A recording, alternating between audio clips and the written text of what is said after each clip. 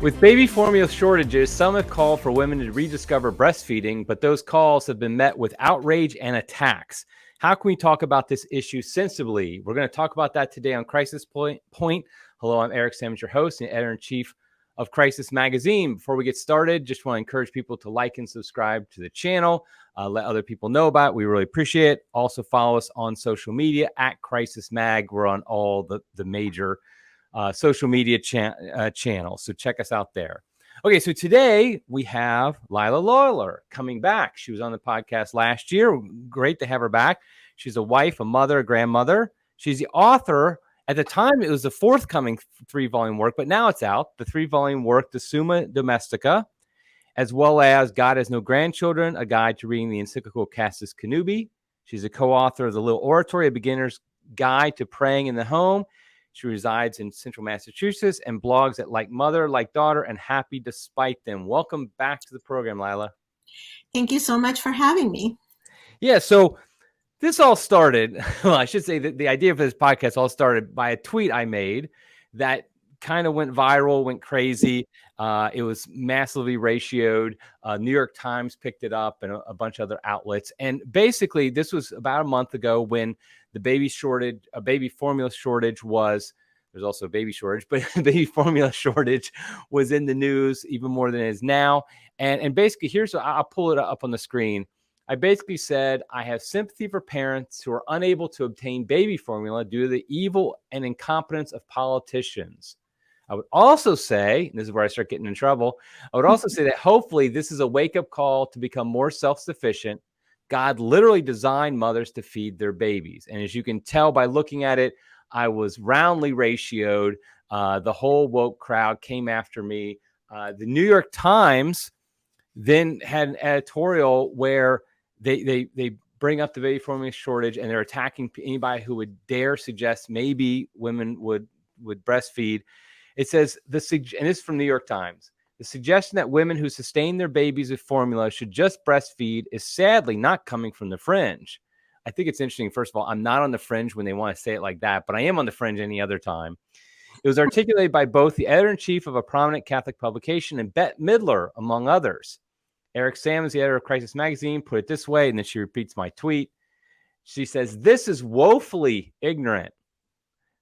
It is insulting to the many women who cannot breastfeed or cannot produce enough milk to keep their babies fed, but it's also insulting to the women who choose formula because it's the most rational decision they can make, because their babies need it, because they can't or don't want to pump at work, because formula allows fathers to participate more.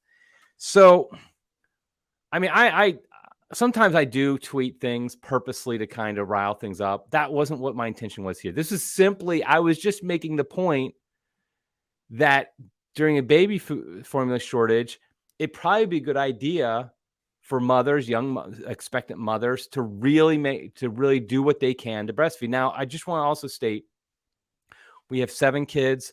My wife breastfed them all. It wasn't always easy. It wasn't like a lot of people attack me saying, you think it's so easy, you don't know anything about it. I said, I know. I saw my wife. Some babies were actually not that hard, as difficult, but then we had 1 or 2 that were quite the challenge to breastfeed. Yet she did in every case. So first of all, just Leila, why was this so controversial, what I said? I love it. Yes. Well, prior to you, that's a good question. Why is it so controversial? Prior to you tweeting that, I had actually written back in February. I had not written, but I had done a podcast of my own saying that there are coming shortages across the board and that it would be worthwhile to just think in a calm way about what to do to meet these shortages. And it's, I was kind of had in mind 2 things, 2 extremes. One is the prepper extreme where you go out and shell out your $10,000 and get your basement full of freeze-dried things that you're never going to eat. Somebody is making money off of that.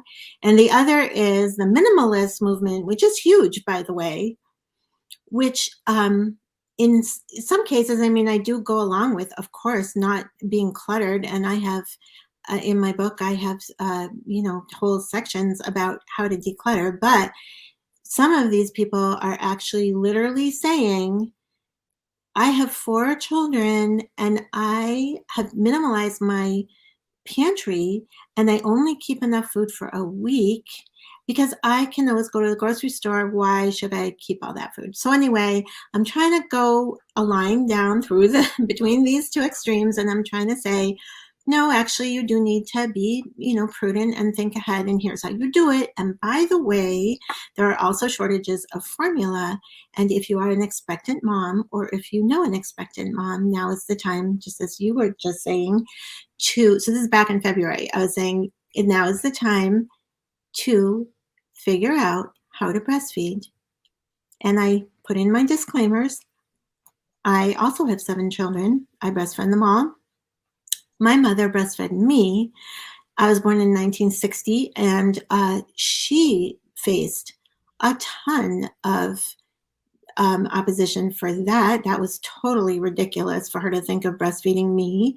And doctors and everyone, thought that was unreasonable, but she insisted, and finally they ended up supporting her.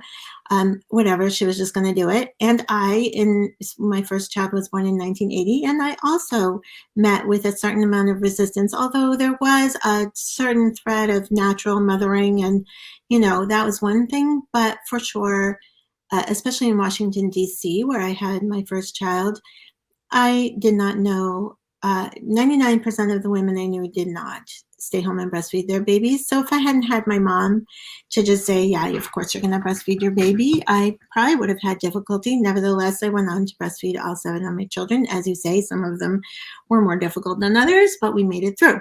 So anyway, I put in my disclaimers and I said, I am very well aware, having blogged about this and having written about it, and having chapters and sections about it in my book, that some women simply for physical reasons and sometimes even emotional reasons cannot breastfeed their babies, but they are very few. And the fact is that the woman is designed to feed her baby from her breasts. And it is going to behoove us.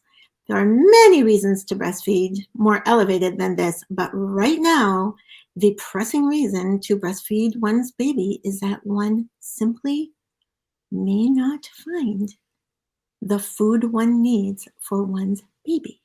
Right. And this is not a controversial statement. This is true, backed up by all the pictures of empty shelves at Walmart and what have you, people panicking. So, I did not get ratioed or picked up by the New York Times. So kudos to you, Eric. However, I did get attacked by many Catholic women saying, why am I shaming women? Why do I hate women? Why am I so cruel? And truly, I have to push back on that. And I have to say, there is something wrong here. This is a big red warning flag. If I had a podcast about how I, a 62-year-old woman, was planning to enlist in the Army and meet all the physical requirements to be somebody in the Army, all the Catholic women would go on social media and say, you go, girl, you can do it. However, God did not make me, a 62-year-old woman, capable of fulfilling that goal. But that would not be their first response, would not be to say, many cannot do that. You should be aware that many cannot join the Army and fulfill their physical requirements, even though that would be a true statement. But to say many cannot breastfeed their babies, the word many, that is a lie. Right. So what is behind that?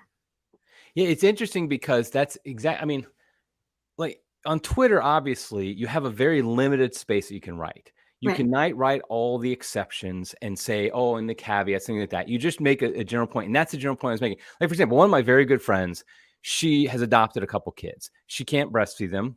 Obviously, that's just the way it is. And so like, she was just like, well, yeah, of course. But that doesn't mean what you said is like, again, attacking me, because you're just simply saying that is the design. And I later brought up, I actually had another tweet later where I just said, a mom who can't breastfeed for physical reasons or whatever reasons shouldn't feel any more guilty than a blind man who can't see. There's no moral failing in either case. At the same time, we should all still acknowledge that God designed women to breastfeed and for eyes to see. I mean, that's the point. It's not a matter of it is our design. And I think that is part of it. It's like, do you think there's a pushback against the fact that God has designed women specifically to carry their babies, obviously, and then to feed them for quite some time after they're born? I mean, it seems almost like a pushback against God's design itself. Yes. So part of it is just a knee-jerk reaction against ever saying that there's a design for anything. And I can assure you that if you, other than posting something about, women doing something that women actually aren't designed to do, anything else, like even if you said we have two legs, God designed us to run on our two legs, the immediate thing that they would all respond to would be, not everyone can. And that is true. Nevertheless, the design is that we have two legs and should be able to run on them.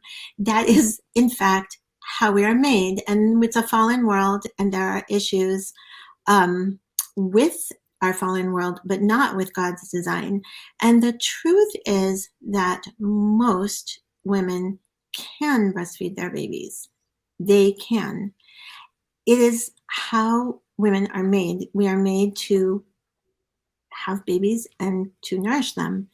That what I see beyond the knee-jerk, just feeling that people have that they have to always find the exception. It's a kind of arrested development. It's like, how seventh graders are. They just have to say, when you say, orange juice is orange, they have to say, well, I knew a time that, they just always have to do that. And that's where we are as a society, is in arrested development. But also there is a deeper reason, and that is that to admit that women are designed to feed and nourish their own babies from their bodies is to immediately disrupt the narrative that the playing field is perfectly level if we only just put our minds to it, and that there is no difference between men and women, and that there's nothing special that ends up being in women. And it's interesting that the New York Times, one point they brought out is that, and this always distresses me to think that, we're going to improve upon the nature that God gave us, that one thing that formula gives us is the ability to have men be more involved in taking care of babies. But of course, if the design is that women feed babies from their bodies, then actually it's meant for men not to be involved in that particular thing. Right. And there are a lot of reasons why men would be dispensed, let's even, I would say not have the privilege of feeding the baby from their body, but let's even just say maybe somehow there's a drawback in it, why, they're dispensed from that care of, even in the middle of the night, having to feed the baby, which if we decide a different way, we'd actually see that it's a beautiful thing, but never mind. Well, perhaps it is because the man actually needs to be able to not be tied down by the baby in the particular way that the woman is, so that he can protect the two of them. And this came home to me when, very starkly one time, when my daughter, who's married to a Marine, nice, strong man, living in Oklahoma, she had just had a baby. And, Oklahoma, most of the houses are designed, they don't have basements, that the land just doesn't really allow for it. And there isn't much rain, but at this point there were lots of rains and lots of flooding. And actually the waters were rising around their house. And she is in bed with her newborn, and her husband was outside sandbagging the yard so that the waters wouldn't come into their home. Now, could a woman put the baby down and go sandbag the house? Yes. I think in a dire necessity, the woman could probably do that, not with the efficiency and alacrity with which the man could do it, but I think she would be able to do it. However, this is God's beautiful design, that she can do what she's designed to do, which is feed the baby, and he, with his upper body, especially strength, can do what he's designed to do and protect them and their home from the flood. That's just an example. A lot of feminists want to say, well, in our day and age, we are not exposed to the elements in the way that people in the past were. And so now we have these advantages. But I really question that, really. And especially now facing shortages of necessities, I think maybe we're going to be confronted with some of those realities and be grateful for the way we're made. Certainly, if you, as the mother, speaking to any women out there, are out there and suddenly need to feed your baby, how much better is it to have the means to do that from your body? It doesn't cost anything. It's always there. If you have food and water, the baby will have food and water. And no matter where you are stranded or no matter what, you're going to be able to feed your baby. And even if Walmart's shelves are empty, you still are going to be able to feed your baby. Yeah, I also think like in today's modern world, even though the gender roles, whatever you want to call them, in marriage are still applicable because, for example, like you were saying, throughout the night, especially when a baby is younger and they're feeding throughout the night. I mean, in a kind of traditional type marriage, the husband is providing by working. And so the fact that he can sleep a little bit more during that time, so he can work during the day and provide for the family, while the mother does have to sacrifice the sleep. But like you said, it's more of a privilege than anything. Yeah. She gets to be with the baby overnight more, connected and all that. I think there's still an applicable fittingness to the fact that, because you hear a lot of places, a lot of marriages where because they use formula, it's like they take turns at night. And of course, in a lot of cases, they both work too. And so there's no real distinctiveness between the two and what their roles are. That yes, the mother is going to sacrifice sleep early on, but the husband's out there providing so that there's food on the table, shelter, and things like that. Exactly. And the mother, actually, the hormones of breastfeeding allow her to fall back to sleep very easily. I think most men experience that they wake up for the baby and then they can't go back to sleep again. But the hormones that the mother has allow her to go back to sleep.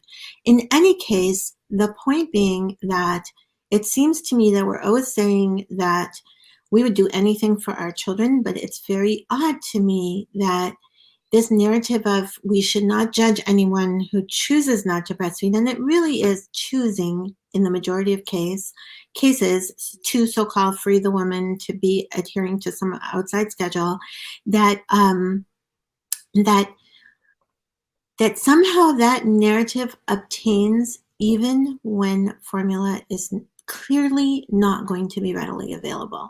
At that moment, it seems to me, all your narratives are off. Now we need to really examine the situation, because what is it that people really want women to do? Do they want them not to feed their babies at all?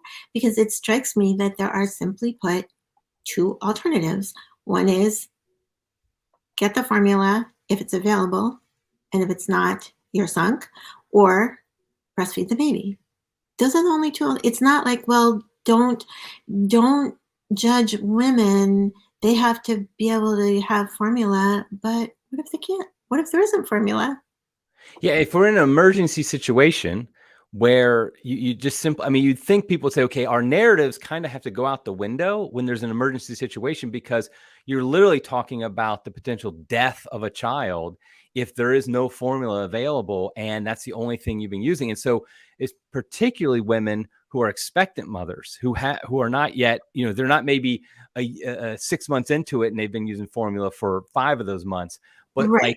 like more, the one who's expecting it, you would think the first thing a responsible person, but definitely a Catholic person, would say is, okay, you could have a situation where you don't have any option. You got to breastfeed. So you need to make sure you do everything you can to breastfeed. But I feel like when you say that, it's like 1,000 people are offended, they're afraid that people will be offended. They And I think want that's, you to be silent. They want you not to say that. Their offense is not real. They are wanting to silence the people who are saying this. First of all, it is not like, oh, well, we can just suddenly switch. Like if we couldn't find flour at the grocery store, then okay, well, we'll eat rice. It's not like that, because once you have made the decision not to breastfeed and a week or 10 days or what have you have gone by, especially with the first time mother, that then the ship has sailed. You are not going to breastfeed your baby. It is possible to relactate, but especially with a first time baby, not to the extent that you need to in order to nourish your baby. So actually, this is a very important decision that has to be made before the baby is born. I will do everything I can. If it turns out that for whatever reason the woman does need the formula, if the majority of women are just saying, no, I'm going to breastfeed because I want to feed my child, I want to nourish my child, that leaves more formula for the people who actually do need it for real reasons. So it is very important that people understand that, because I think the mentality is kind of like, we can do something else. Well, there was some other option. We could go back to breastfeeding, or we could feed something else other than formula. But actually, in the case of an infant, for pretty much 6 months of the infant's life, it is not something that you can go back and change your mind. And it's really the responsible people would be saying that. If you are expecting a baby, you really need to seriously commit yourself to breastfeeding that baby. I will do everything I can to help. I wrote a book about it, and people are all around you ready to help you, or should be, and they shouldn't. The first thing out of their mouth should not be, well, not very many women cannot do it. That's not the right response, because it removes hope, and it's not true, and it's just negative. How about we just support each other? This is a really serious issue, and it's very strange to me that the first response would be many women can't do it. Now, interestingly, there are reasons why more women today cannot breastfeed, even though it's not many. There actually is an increase in women who find it difficult to breastfeed, but those reasons are also due to the way our society is set up to funnel women towards away from home and away from childcare. And those reasons have to do with a couple of things. One is the industrialization of our food. And so there are additives in our food, especially folic acid, that actually do create birth defects in babies to make they're called midline defects, and they actually do make it more difficult for babies to latch on. They give them defects in this folic acid additive in the mother's prenatal vitamin and in the foods that we are eating. Because some women are actually resistant to that form of folate, the baby will have a defect in the tongue or the mouth that makes it harder for the baby to latch on and to nurse properly. Also, our birthing practices, which are highly medicalized and do not take into account the design of our bodies, women are set up for failure because they're the biggest reason is getting IV fluids before birth. The IV fluids, and any woman who has had them, anybody who's been in the hospital and had IV fluids, this is just common sense. You can tell they bloat you. And so, especially if you don't, there's no reason for them, which in the majority of cases of women giving birth, they don't need those fluids. They're not dehydrated. That's just it's just a sort of typical practice to go ahead and put the woman on IV fluids. Well, when that bloating and hyper hydration is passed along to the baby, so when the baby is born, the baby's tissues are flooded with the IV fluids, and actually his weight is higher than he would have been otherwise without the IV fluids. So then, and this happens a lot. The mothers will say, my baby had a lot of wet diapers, but somehow they're telling me I don't have enough milk. Well, what happens is the baby ends up getting rid of all those excess fluids, loses weight, quote unquote, which is really just getting rid of the excess fluid. Now the mother's milk hasn't come in. So now the doctor and the nurses start to worry that the baby isn't getting enough milk based on the weight of the baby due to these fluids. So now, after a few days, the mother is being pressured. Your baby is losing weight, not gaining weight. And so therefore you have to put them on formula. This is the failure of the mother having in the breastfeeding experience. This is her failure. It's not a failure of breastfeeding, it's a failure of the procedures that have gone before her giving birth. And I have seen so many anecdotes, so many comments from women saying, I tried, I gave it a few days, and it just didn't work. Well, any experienced mother can tell you, especially a mother who's experienced with a hospital birth, can tell you a few days is not going to do it. And people need to give you room and they need to give you help. Another thing that somebody said to me is lactating. There's so many lactating experts, lactating consultants. How can you say that today women are not helped with breastfeeding? But I point to those experts as proof that we are not letting our natural functions just go the way they're supposed to go. We're always being interfered with. First, that we are set up for failure. Then the experts come in and start to micromanage. And pretty soon you have a very anxious mother who, by the way, is also anxious because they're telling her to get back to the gym and get back to work and get back to your normal schedule. And this is a recipe for failure. It is not a mechanistic process. It's a process of intimacy between the mother and the child. It's a process that needs to be bolstered and assisted by the community of other women who have experience, and this is what we're lacking. So in a way, I do concede that there are more women perhaps today than before who quote unquote fail at breastfeeding or simply cannot breastfeed. And a lot of the people who are saying this, that's the first words out of their mouth. Not every woman can. It's because they themselves experience that. But all of it has to do with our situation today and how we approach babies and childbirth and breastfeeding, and not with the design of the woman herself. Yeah, and I think like my wife's experience, one of our children in particular was very difficult to breastfeed. It was our she'd already had a few, and I tell you what, if it wasn't for my wife's stubbornness and just knowing that she had been able to breastfeed the baby before that, I mean, I think a lot of people, a lot of women in that situation might have just gone ahead and gone under formula, but she just was like insistent that she would continue, but it was definitely more than a few days before Oh, it definitely. was.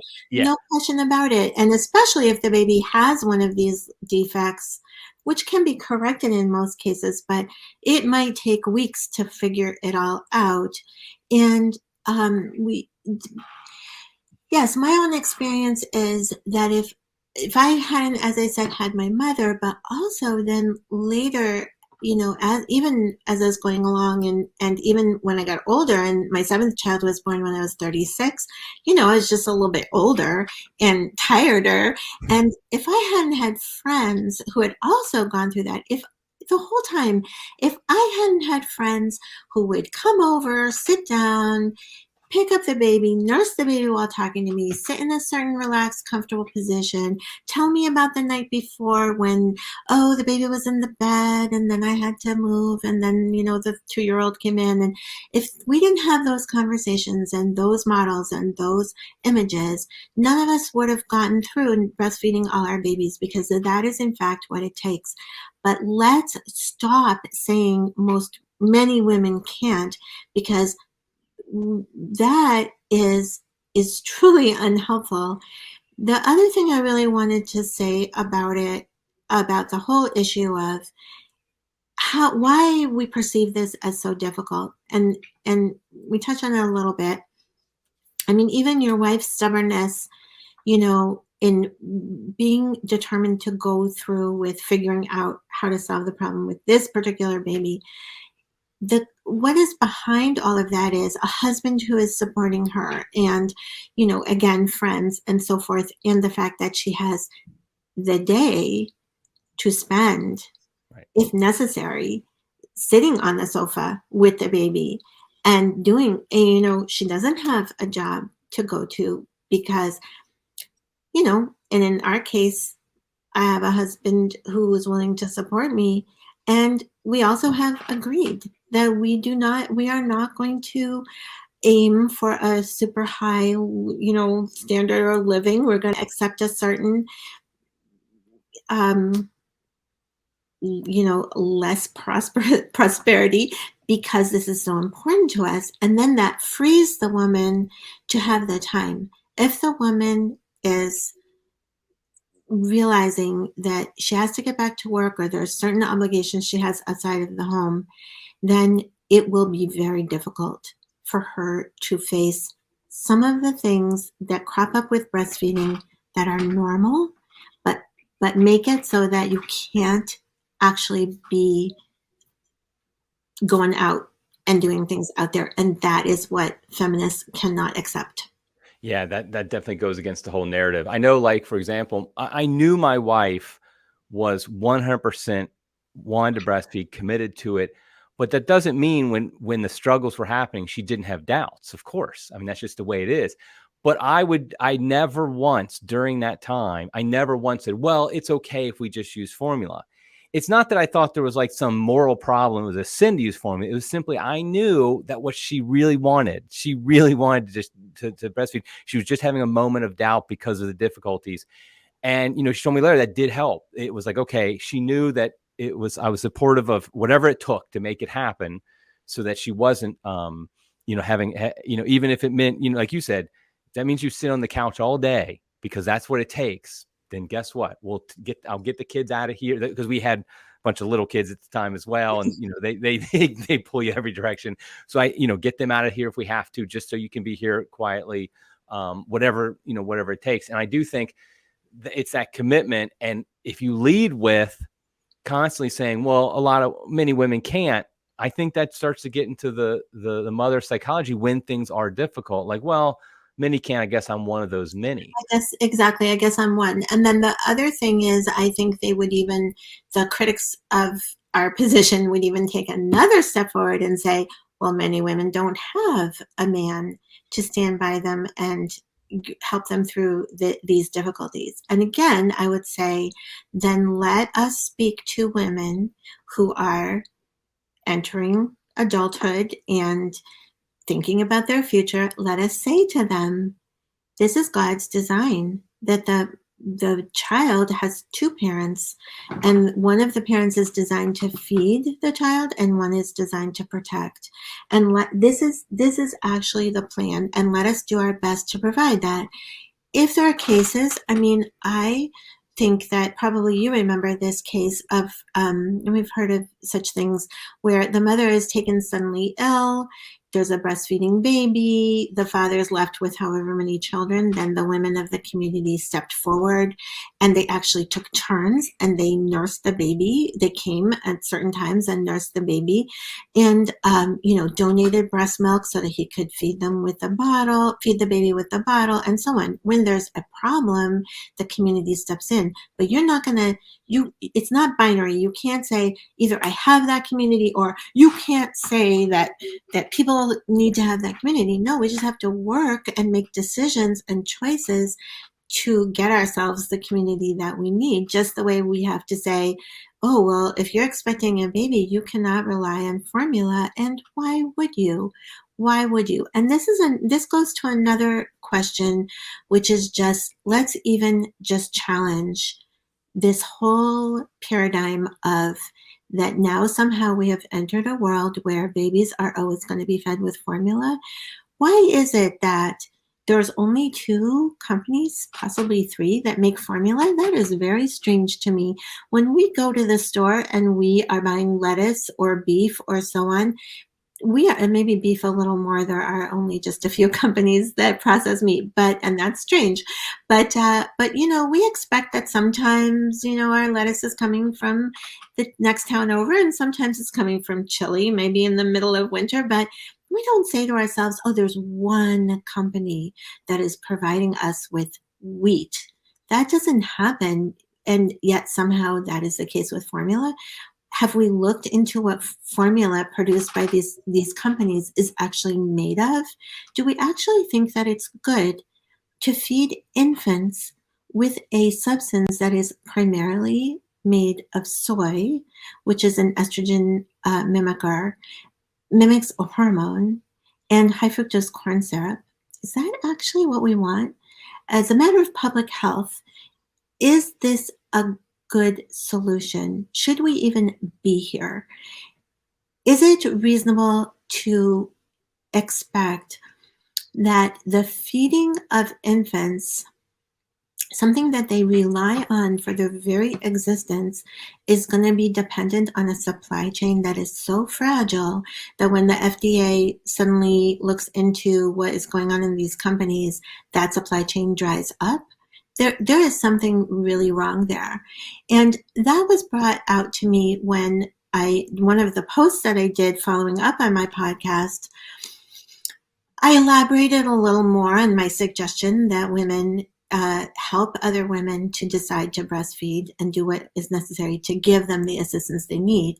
And also I posted a formula for formula. So a recipe to make baby formula at home using natural ingredients. And wowee, that was also super controversial. And it's so interesting to me because the objections to the recipe that I posted, which is a tried and tested recipe, and many women, and including some of my acquaintances, including a good friend of mine, have used it with great success, with an adopted child. The objections are very interesting. One of them is, and this was brought out in the New York Times, that experts warn against making your own formula because it's possible to have to dilute the formula. And it's true that giving babies water or over diluted formula or even juice can be very harmful to them and even cause death. Giving an infant water can cause the baby to die.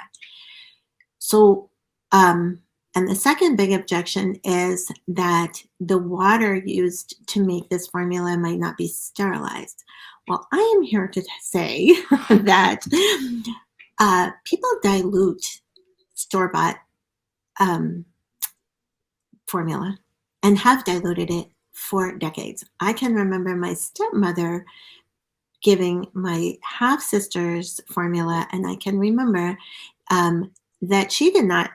I remember that I knew I was 10 or 10 years old, and I had read the directions on the formula, and I knew that it said to boil the water before using it. That that old sitcom trope of the dad is like testing the bottle on his wrist, and it's because they boiled the water and then cooled it down. You had to be cool enough. You couldn't give boiling water to an infant, obviously. Well, she just skipped that stage and she just mixed the formula with water from the tap. I mean, we're talking about in 1972. It's a long time ago. This has been going on for a long time.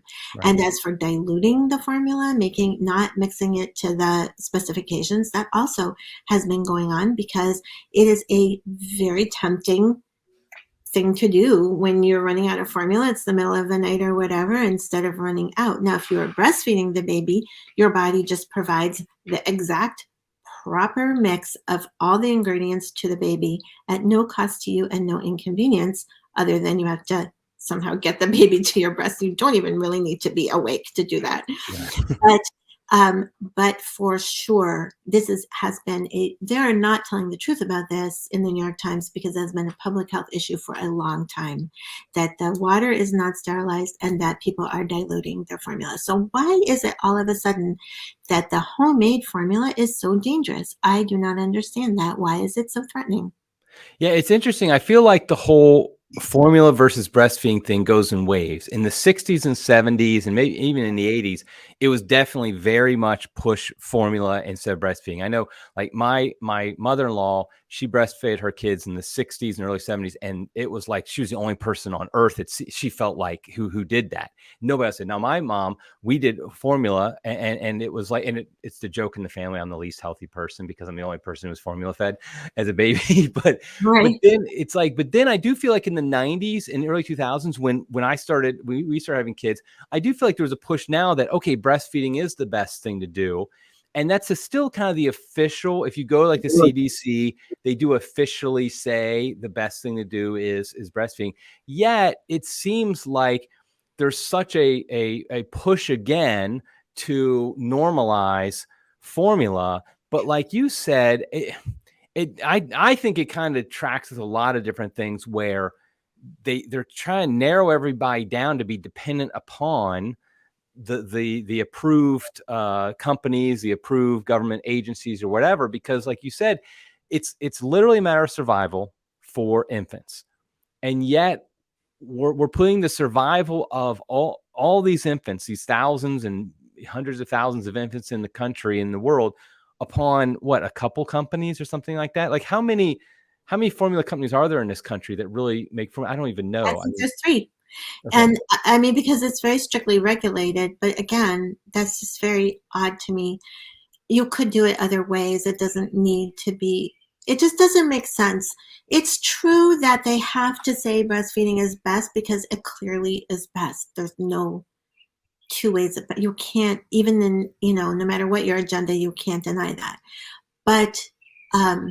But here's the thing, if in our discussion, we've brought out how important it is, just leave aside the community. You just need to have a husband who's going to be there and take care of you. You just do. It's just the way God made us, to the mother to nurture the baby and the father to protect, and for them to be joined in the bond of marriage. Well, marriage I think according to the latest census, where in 1974, I think it is, 77% of children lived with their biological parents married to each other. Today, it is, I think, 11 or 12%. So the public health in our time, the public health system, the public health administration is very much based on taking the realities and kind of accepting them without really acknowledging that in accepting them, you're actually promoting them. Right. So what are they going to do? The fact is that, especially in our poorer and Black and Hispanic, I mean, these are just statistics, populations, there just isn't a dad there in many, many cases to fulfill this role.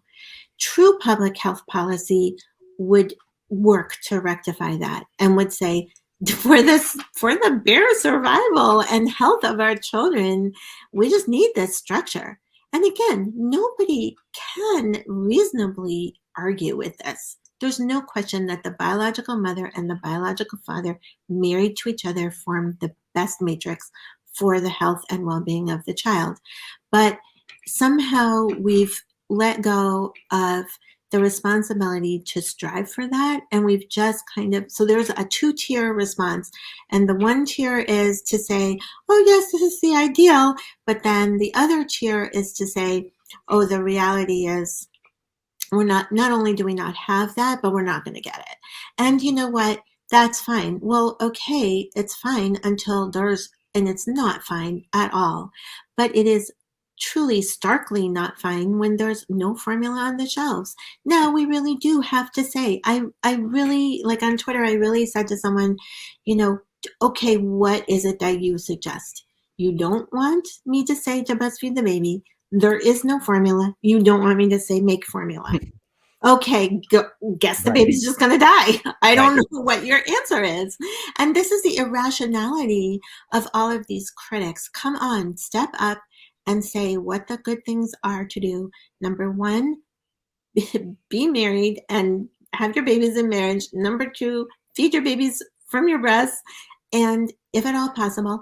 And number 3, if not possible, make your formula so that you know what's going into it, and it is actually healthy for your child, and you're not giving your child these substances that I think we can look around and see that people are not healthy and they don't look healthy.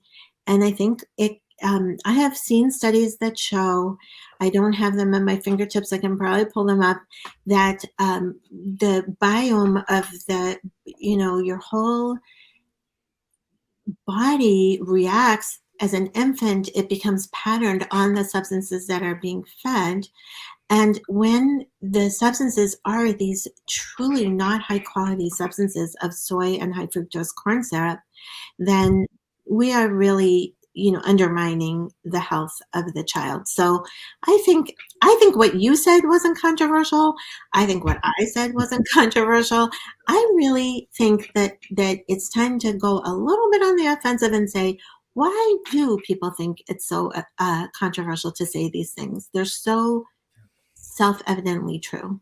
Yeah, and I think one point you made, I really want to bring out, and that is we don't really want to address the larger issues. We just want to try to have these band-aids here and there. And that seems like the whole medical establishment. Like an example of that is just simply COVID, that it was shown that obesity was a major factor in having worse reactions to COVID, having worse results.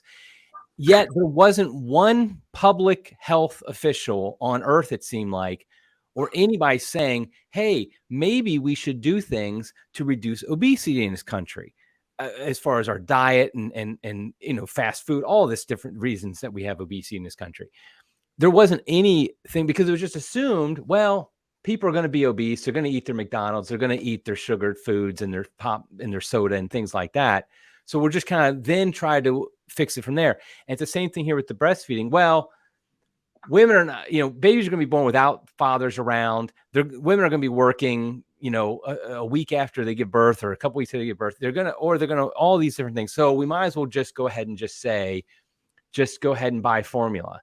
But we see what happens is that like with COVID, all of a sudden something like COVID happens, and now somebody who's obese really does have a higher risk factor now, and it's too late at that point. And same thing with telling all these women that you can do all this stuff and still have a baby, and we'll just have formula. Well, when formula is not available, there's got to be, then all of a sudden now you're in trouble. And so I feel like I know it's a natural law issue really, but as a Catholic, I feel like that's what we should be promoting, is a more holistic view of, okay, how did God design us? Not just he designed women to feed their babies, but also just designed us in the sense of a man and a woman in marriage, having kids, the mother taking care of the infant, particularly while the dad protects and provides.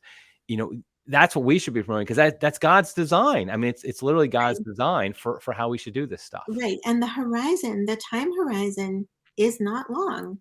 I mean, in the people, I love, their solution to climate change is for us to drive electric cars. The time horizon on my car, the gas powered car that I have, is probably, realistically, I could have that car for another 15 years. That's a long time to switch me over to this putative good of an electric car. That's a whole other podcast. Right. But in other words, like, to get the 300 million Americans to go to electric cars, and yet that's something that they're actively pushing. Our experts are actively pushing. The time horizon for, let's just take the narrow goal of switching babies over to formula, is really, from a week, if the woman is about to give birth, to, 6 months. I mean, once we go past the babies who are born now and have started on formula, somehow they have to scrounge to get formula. My suggestion is make it at home. I have a recipe for it from the Weston Price Foundation. That go to Weston Price or go to my blog, Happy Despite Them, and you will find it there. Or to make the decision with the next baby to breastfeed, and with the baby that is about to be born, oh yes, maybe I better breastfeed. There's a very short time horizon, and from the perspective of public health, it is a quick turnaround to just stop insisting on formula. And I think, the problem really is demographically with, the populations that we have that just culturally, mentally, in terms of just like even having the ability to think beyond, because when you don't have money, when you're poor, it's hard to think beyond just like getting through the day. I know that, and I know how that feels. So that particular demographic, does need a lot of help, and it needs the help that you're talking about, that Catholic cultural help of really changing the way people live, which of course, as always, starts with marriage. We have to start with that. We have to let go of just accepting the way things have devolved, because they're only gonna devolve further. And pretty soon it really will be like, I don't know, the government is just gonna take over feeding babies, and I don't know what they're gonna do it with, because there is no formula. So we really need to have a different solution. Exactly. Okay, I think we're going to wrap it up here. I want you to give your final advice. So there's a mother, expectant mother. She's going to have a baby soon. She's pregnant, so in the next 9 months. And maybe it's her first one, or maybe she's had a baby already and she didn't breastfeed, didn't work out.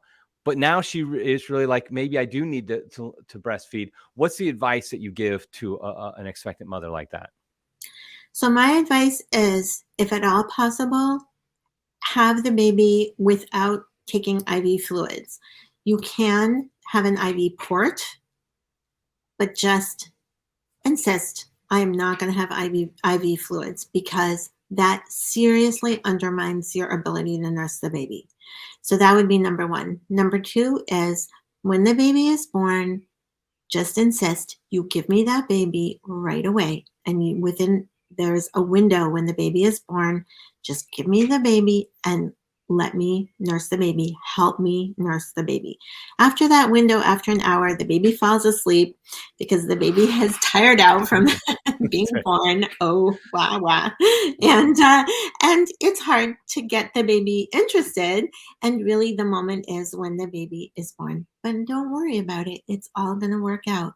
And then just have the baby as close to you as possible. Keep the baby in bed with you. Just do your best to keep the baby close, smell the top of his head. I advise to take the cap off of the baby. They put those caps on the baby. You need to smell the baby's head. The baby needs to smell you. And little by little, it will work out, especially if you just say to everyone around you, I need to do this. Please help me. You're stressing me out.